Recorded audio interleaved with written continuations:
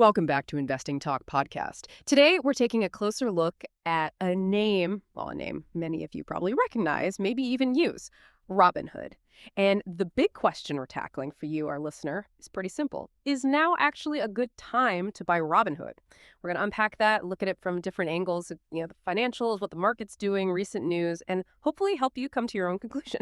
So the plan is we'll examine their financial health, check the market signals, break down the latest news and analyst takes, and then lay out the future potential and, the risks too. Oh, and before we really get started, if you find this conversation helpful, please do subscribe, like it, maybe leave a comment. And hey, if there's a specific company you want us to look into next time, let us know in those comments below. All right, Robinhood. It's become such a recognizable name, hasn't it? Especially for, I think, a lot of us who first got into investing using their app. It's really interesting to look under the hood now. It really is, yeah. Robinhood definitely carved out a unique space, particularly with younger investors, sort of democratizing access.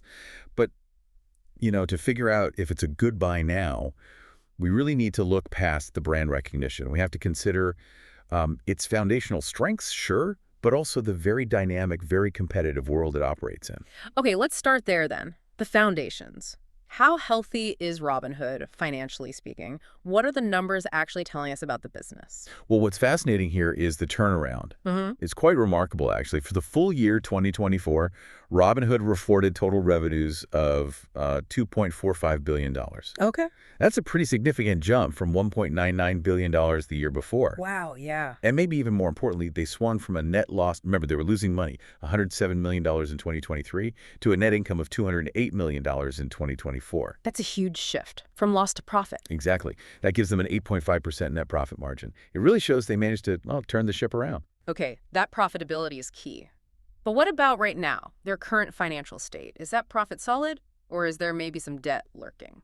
That's a fair question. And their financial health, as of mid-2025, looks pretty solid on that front. They report having no long-term debt outstanding, zero corporate debt. No long-term debt, really? None. Now, you'll see liabilities reported around $16.7 billion, but that's mostly customer payables. Yeah. Money belonging to customers and things like securities lending liabilities.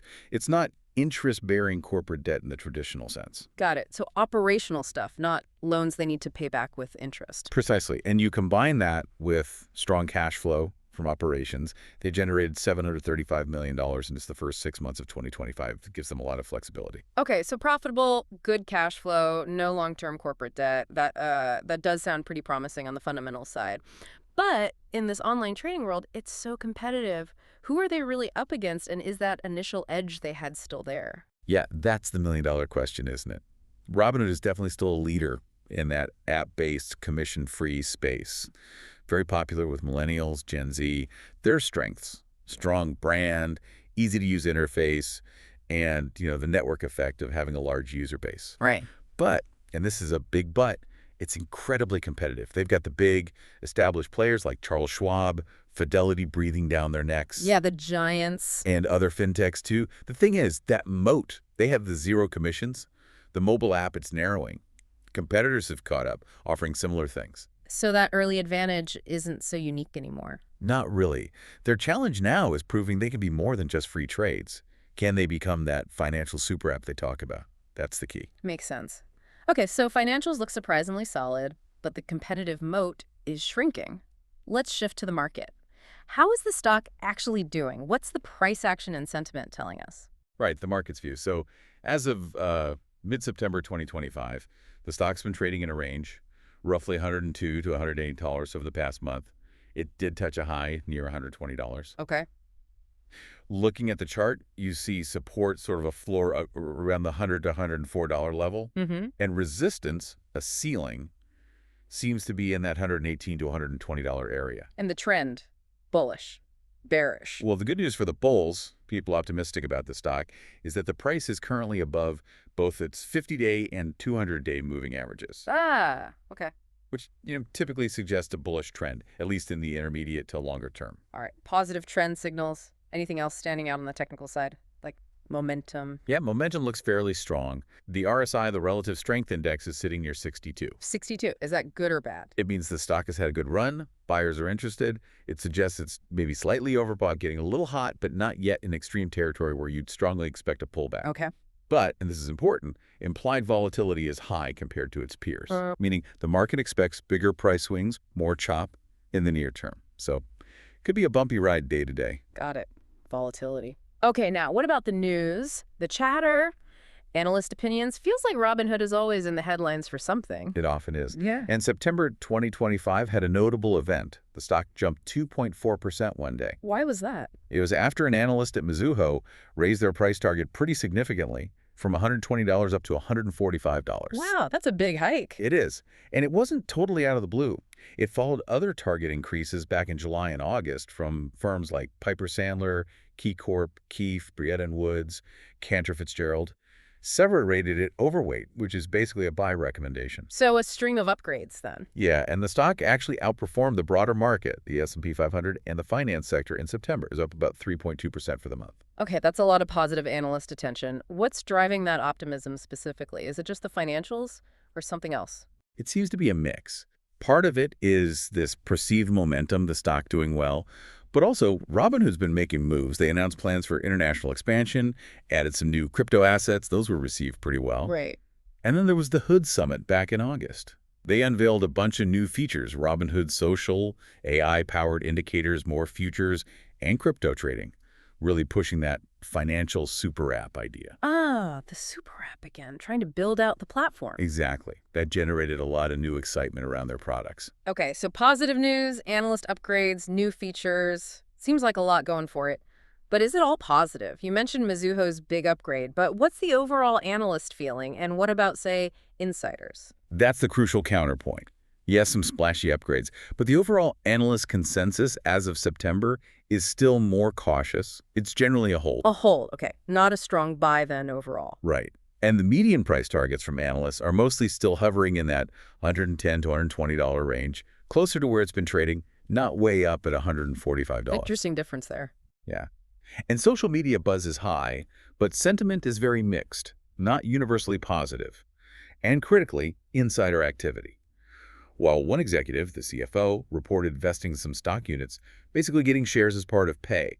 The overall trend from recent official filings, Form 4s, shows insiders have been net sellers of the stock. Net sellers, meaning insiders, people who know the company best, are selling more than they're buying. Generally, yes, based on those recent filings. That's definitely something to weigh against the analyst upgrades and the product type. Definitely.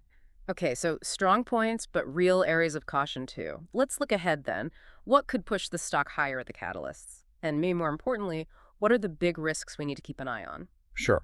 Short term, there are a few dates to watch. There's potential index rebalancing on September 22nd.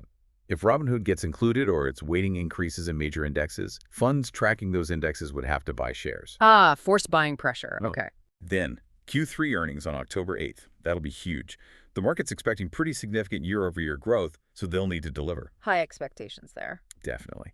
Then you've got a trading update around a U.S. holiday on October 31st, and filings on November 15th showing what big institutions the 13 EPs are holding. That gives a sense of big money sentiment. Okay, quite a few things coming up soon.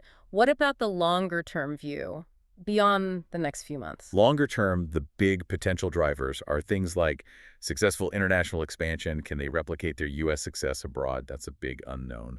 And crypto regulation. If rules become clearer and maybe more favorable, that could be a huge boost for their crypto business, which is a core part of their strategy. Right, the regulatory cloud over crypto. Exactly.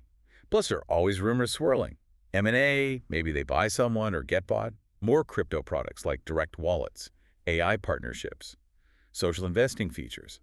Lots of possibilities that could change the game. So plenty of potential growth avenues if they execute well. But let's talk risks again. You mentioned insider selling. What else is lurking? The biggest one, I think, remains regulatory scrutiny. Right. It's significant. Their own annual report mentions ongoing investigations from the SEC, the CFTC, FNRO, all looking into different parts of their business. Crypto, payment for order flow, how they make money on trades, operational stuff. That sounds serious. SEC, CFTC, FNRO are not small players. Not at all. And this creates real uncertainty around their business model and future rules they might have to follow. It's a major overhang. Okay. Big regulatory risk. What else? Well, there's business concentration risk. A lot of the revenue is tied to trading volumes, especially in volatile things like crypto and options. So if trading activity slows down, their revenue can swing wildly. It's not steady, predictable income. Right. Depends on market excitement. Exactly. Then there's the intense competition we talked about. Free trading is basically everywhere now, and the big brokers are fighting back hard. And finally, just broader retail engagement trends. Are people still actively trading? If there's a market downturn or people just get less interested, that directly hits Robinhood's bottom line. Lots to worry about there, too. Okay, let's try and bring this all together for you, our listener. We've covered a lot: the financials, market action, the catalysts, the risks. What's the bottom line here for someone thinking about Robinhood? Okay, so synthesizing all that, we land on an overall rating of about 5.5 out of 10 for Robinhood right now. 5.5, so slightly positive, but very much middle of the road. Why that specific score? What are the main pros pushing it up? The positives are clear. It is financially healthier, now profitable, no corporate debt, good cash flow. That's a big, Okay. And the negatives pulling it down to that 5.5. also significant. Hmm. That core trading business faces really tough competition. Growth might be harder from here. Regulatory risk is high and very uncertain, especially for crypto and PFOF. That's a big cloud. Valuation looks a bit stretched compared to older brokers. You're paying quite a bit for that potential growth. Mhm. And as we mentioned, the insiders being net sellers isn't exactly a vote of confidence from within. Right. So does that 5.5 mean different things depending on if you're, say, a short-term trader versus someone looking long-term? Yeah, definitely. For short-term trading, you could argue it looks moderately attractive. You got that bullish momentum, the positive technicals. Active traders might see opportunities in that recent $102 to $120 range, playing the swings. But with caution, given the volatility. Exactly. High volatility. And that resistance near $120 might cap the upside Yeah. unless there's some major new catalyst. So limited upside perhaps, and bumpy. Okay. And for long-term investors. For long-term investing, the outlook is more cautious, maybe neutral at best right now. That 5.5 reflects this. There's just too much uncertainty around the regulations and whether retail trading stays hot. Long-term investors really need to watch how well they execute on those international plans in their crypto strategy. Can they actually build that diversified super app and make it profitable long-term? That's the question. They need to prove it. This has been a really thorough look at Robinhood, getting into the numbers, the market signals, the context. Really appreciate you breaking it all down for us. Absolutely. The goal, as always, is to give you the information, the different perspectives, so you can make your own informed decision that fits your strategy. So thinking about everything we've discussed, that recent momentum, the exciting product roadmap, but also those looming regulatory questions and the fierce competition, how do you, our listener, weigh that promise of a financial super app against the clear volatility and scrutiny? What's the tipping point for your investment philosophy when looking at a company like this? Definitely something to think about. We appreciate you tuning in. Until next time, stay curious and keep learning.